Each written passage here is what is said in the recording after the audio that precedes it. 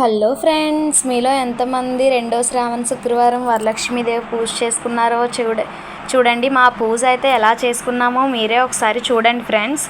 నేనైతే ప్రసాదాల కింద పులిహోర, పరమాన్నం, గారెలు, బూరెలు, నెక్స్ట్ ఇంకొకటి దద్దోజనం వండాను.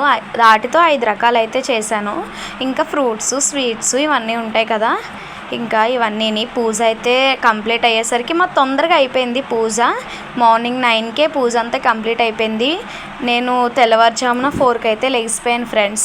ఇంకా ప్రసాదాలన్నీ చేయాలి, ఇంకా అంతా ప్రిపరేషన్స్ ఉంటాయి కదా పూజ అంటే. ముందుగా అన్నీ చేసి పూజ అంతా కంప్లీట్ అయ్యేసరికి మార్నింగ్ 9 అయింది. చాలా మనశ్శాంతిగా పీస్ఫుల్గా అనిపించింది తెలుసా. ఆ డే అంతా నాకు బాగా నచ్చింది ఫ్రెండ్స్.